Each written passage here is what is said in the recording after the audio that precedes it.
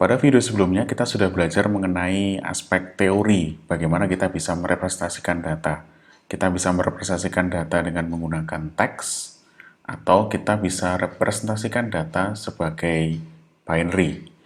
Nah, untuk representasi data sebagai teks, kita selama ini sudah menggunakan itu, jadi saya tidak akan mencoba untuk mendemokan. Di sini saya akan mendemokan bagaimana kita bisa menggunakan struct untuk merepresentasikan data sebagai binary. Oke, baik, kita akan buat sebuah folder baru.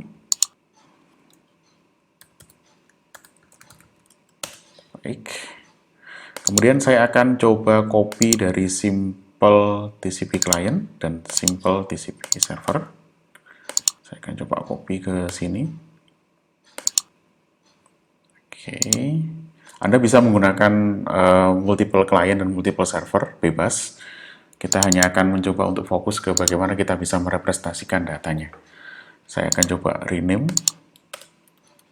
Oke, struct server, struct client.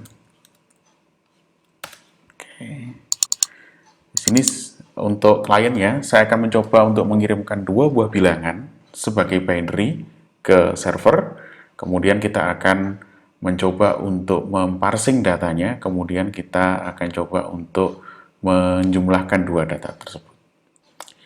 Baik. Nah, sebelum kita melangkah ke coding, kita akan coba lihat dulu ketika kita menggunakan struct, format data apa saja yang bisa kita pakai. Jadi kita buka Python 3 struct. Oke.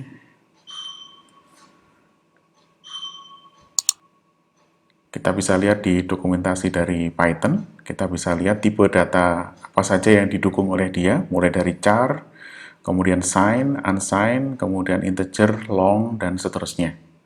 Ada integer yang bertanda dan ada integer yang tidak bertanda. Kemudian mengenai byte orderingnya, kita bisa menggunakan little endian, big endian, dan seterusnya. Oke, kita akan mencoba untuk menggunakan little endian, kemudian tipe datanya nanti kita akan coba menggunakan yang integer bertanda atau sign integer. Baik, kita akan coba modifikasi kodenya. Kita akan definisikan dua angka. Definisikan dua angka integer sign. Oke, A misalkan kita berikan angka 200, B kita berikan angka 100. Kemudian kita akan coba pack datanya, data. Oke, kita import dulu struct-nya. Lupa tadi ya. Import struct. Kemudian kita representasikan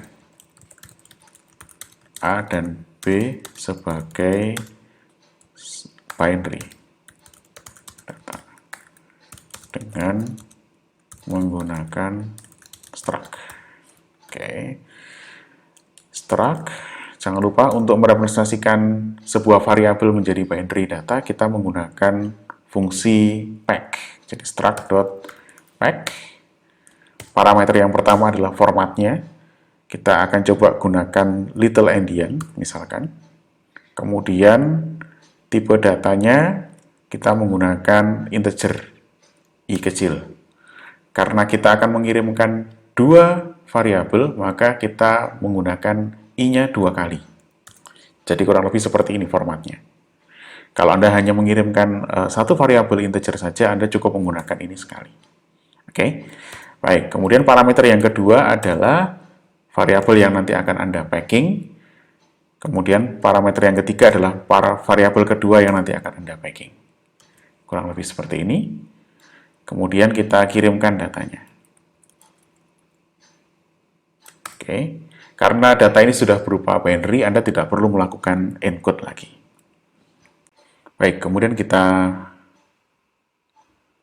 modifikasi baris di bawahnya. Jadi karena kita akan menerima satu variabel integer, maka yang akan kita baca bukan 100 byte, tapi kita hanya akan membaca 4 byte. Kemudian kita melakukan unpack di sini. Kita menggunakan fungsi struct .unpack. Kemudian formatnya karena hanya satu variabel integer sign, maka kita menggunakan little endian, kemudian sign. Kemudian yang kita unpack adalah data. Oke, kemudian jangan lupa karena dia berupa list, maka nanti ketika kita print kita akses indeks yang pertama karena hanya ada satu variabel integer. Nah, kliennya sudah, sekarang kita akan lanjutkan dengan memodifikasi servernya. Kita masuk ke sini, kemudian kita terima datanya. Oke, karena tadi klien mengirimkan 2 buah integer, maka di sini kita baca bukan 4 byte tapi 8 byte. Jadi 4 byte untuk integer yang pertama dan 4 byte untuk integer yang kedua. Jadi total ada 8. Oke, kemudian kita akan coba melakukan unpack. Kita import dulu struct-nya. Oke, kemudian kita akan coba untuk melakukan unpack. Struct.unpack dengan format little endian, integer yang pertama, integer yang kedua. Kemudian kita parsing seperti ini. Kemudian kita akan coba jumlahkan. Sama dengan data. Jangan lupa dia berupa list. Ketika kita mengirimkan 2 buah integer, kemudian kita parsing sebagai 2 buah integer, maka kita parsing jadi indeks pertama dan jadi indeks yang kedua. Seperti ini. Oke. Kemudian kita pack hasilnya. Jadi jumlah sama dengan struct.pack. Kita pack little endian, kemudian integer sign, kemudian kita pack seperti ini, kemudian kita kirimkan tanpa perlu dilakukan encoding karena memang datanya sudah berupa binary. Baik, setelah ini kita akan coba eksekusi.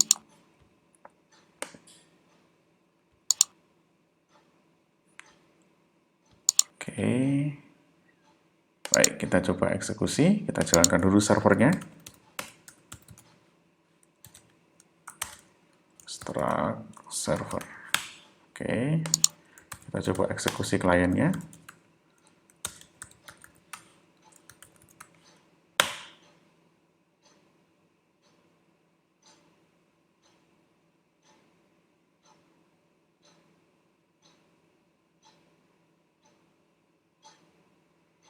Oke, ada sedikit kesalahan dari sisi klien ya. Sebentar, kita coba eksekusi. Oke, kita lupa untuk melakukan unpack. Oke. Kita lupa mendefinisikan data yang kita unpack ya. Enggak apa-apa, kita coba lagi. Oke, ini kayaknya salah di sini. Unpack.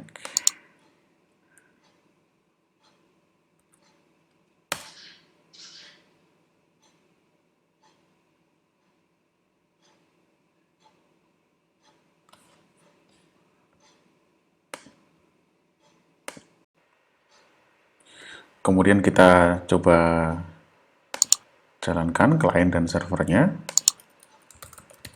Kita jalankan dulu kliennya. Maaf, servernya. Struct server. Oke, kemudian kita jalankan kliennya.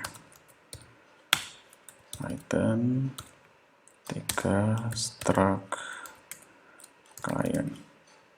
Ya, kurang lebih seperti ini ya. Jadi klien mengirimkan 2 buah data, 200 dan 100 sebagai integer, kemudian diterima oleh server, kemudian server melakukan unpack, kemudian menjumlahkan datanya, Kemudian hasil penjumlahannya kemudian akan di-pack lagi sebagai integer, kemudian dikembalikan di klien.